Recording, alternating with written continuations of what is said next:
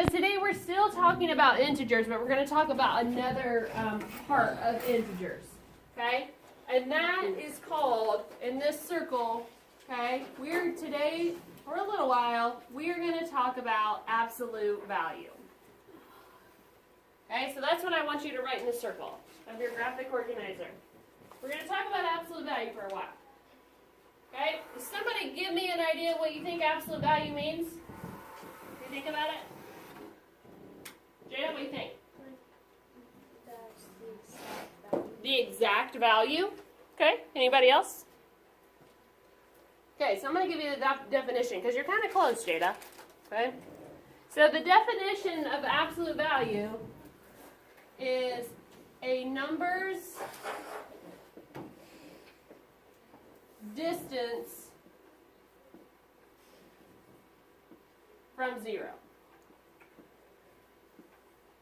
That's kind of like its exact value, isn't it, Jada? Okay? So absolute value is a number's distance from zero, especially on a number line. So if I would say, what's the absolute value of 7? Well, how far away is 7 from 0? 7. 7. If I say, what's the absolute value of 20? 20. 20, because it's 20 units or 20 spaces away from 0 on a number line, right? Now, what if I say, what is the absolute value of negative 7? It'd be 7, right? Yeah. Because negative 7 is still 7 units away from 0, and distance can't be negative. Okay? So a characteristic right here of absolute value is it's always positive. Okay? The absolute value of a number is always going to be positive. It's never negative. Okay? Because absolute value is a number's distance from 0. Distance isn't negative, so it's always positive. Okay, so you'll see questions like, it'll say, what is the absolute value of negative 11? And you will say what? 11, right? But sometimes you'll see the symbol for absolute value. Okay? The symbol for absolute value are these two vertical lines with the number in the middle of it. Okay? So when you see these two vertical lines with the number in the middle, you've got to know that this means, what is the absolute value of 3? What is it? 3. Right?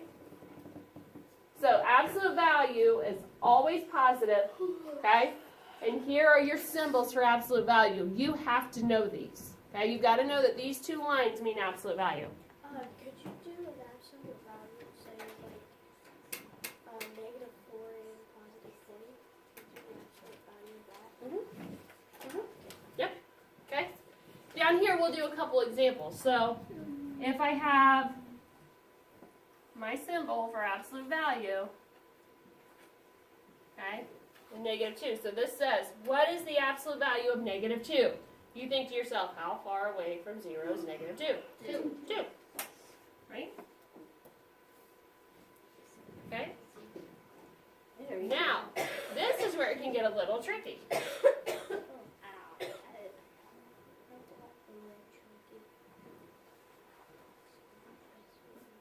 Okay? This says, what is the absolute value of negative 7? What is it? 7. But if you look, there's a negative sign on the outside now. Okay? This negative sign on the outside, this means the opposite of. Okay? So, the absolute value of negative 7 is? The absolute value of negative 7 is 7. But the opposite of 7 is negative 7. Okay, so in this case our answer would be negative 7 because you have the opposite sign on the outside. Okay? Now over here for our non-examples, okay, these are examples that are wrong. 2 plus 3. Okay, so if I say, what's the absolute value of 6, the wrong answer would be what? 5. Negative 6. 5. Why is this wrong? Because it's always positive. It always has to be positive, right? So this is a wrong Wait, example. hang on. How Yeah. does the 7 work if it always Exactly, has to be it's always positive? positive. Right, because so- look, right here, inside, the absolute value of -7 is 7, so it is positive. But on the outside of the absolute value signs, it wants to know what's the opposite of that. Okay? Then how would it- Good. The absolute value of -2 is 2, because it's on the inside. Yeah. Okay? The absolute value of -7 is 7. So you found the answer to the absolute value problem. Yeah. On the outside of this, Oh, I didn't know that was a negative. yeah, on the outside of this, it's saying what's the opposite of that. Oh, okay. I didn't know that was a negative sign. Okay?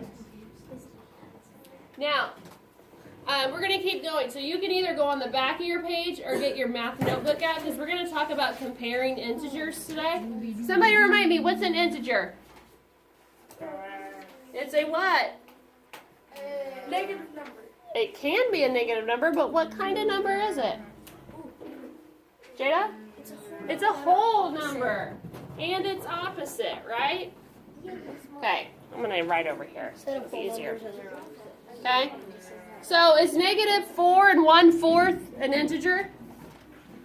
Is -4 and 1/4 an integer? No. No, why not? Because it's not a whole number. Not a whole number. Okay, so now we're going to talk about how to compare these integers. Okay, how to order them. So one thing that you want to remember, when we're comparing integers, you need to think temperature. Think of temperature when we're comparing integers. Okay? Because this is probably the most common type of integers that we've dealt with this winter. Right? Yeah. We've had lots of positive and negative temperatures. Okay? Yeah. So if we think of temperatures here, okay, you're going to think my colder temperature is my smaller number. Okay? The temperature that is the coldest is my smallest number. So if we're going to compare -2 to -4, we're going to compare -2 to -4. Which one is my coldest temperature? -4. -4. So that means it's my smallest number. So -2 is what to -4? Greater than. Greater than. Okay? Another way that you can think of it, the closer the number is to 0, the bigger it is. Yeah, that's how I think of it. Okay? The closer it is to 0 for negative numbers, the bigger it is. Positive numbers are always greater than negative numbers. Right? Yeah. A positive temperature is always better than a negative temperature. This cold weather's for the birds. Lauren, pay attention. Okay? So, let's do another example. If I say 0 is what to -3? Greater than. Right. 0 degrees is greater than -3, right? 3 below. Good. One more. If I have -11 is what to -10? Less than. Why? Because -10 is closer to 0. Yeah, -10 is closer to 0. -10 is our warmer temperature. Not much warmer, but it's warmer. Doesn't feel like it. Okay? Does this make sense, guys? Yes. We're thinking temperature. Or think the negative number that's closest to 0 is going to be your bigger number. Yeah. What if it's like -4 and just 4? Okay, so let's do it. If I have -4 is what to 4? 4 is greater. Right. Positive numbers are always greater than negative numbers. Okay? So -4 is going to be less than 4. It doesn't matter that they're opposites. Okay? When we're comparing them, your positive number is always greater than your negative. 5 and 5. That's Okay. All right. But what if I would add them? If I would add them, what would they equal? 0. Good. 0. Okay. So one last thing that we want to cover before we start our stations, okay, is you're going to see where we have to order these from least to greatest.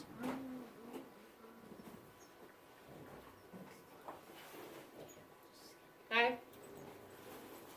So I'm going to give you a list of integers.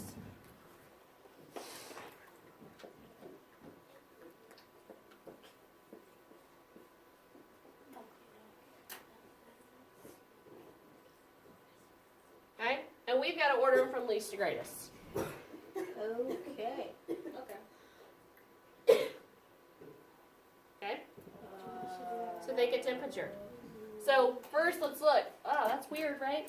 What does this mean? It means it's absolute value. Absolute value of -2 is what, Levi?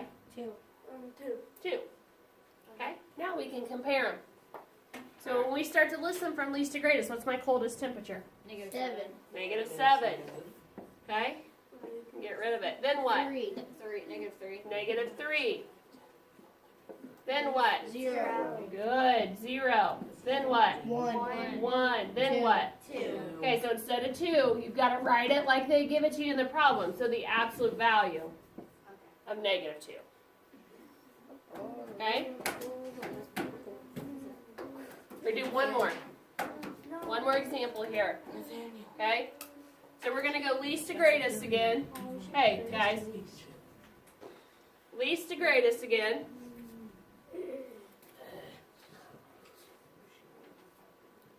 Ah.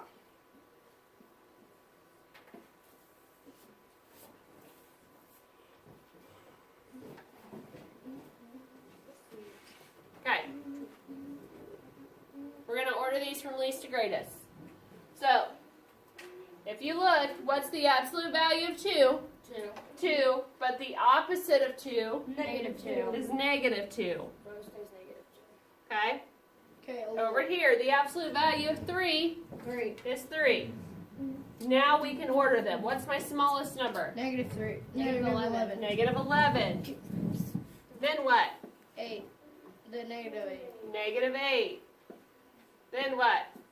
-2. Right, but I'm going to write it so the opposite of the absolute value of 2. Okay? Good. Then what? 3. 3. The absolute value of 3. Then 8. And then 8. 8. Good. Okay, is this all starting to, does it make sense? What's up? What's your question? Oh, You get it? I was looking at the absolute value. Okay.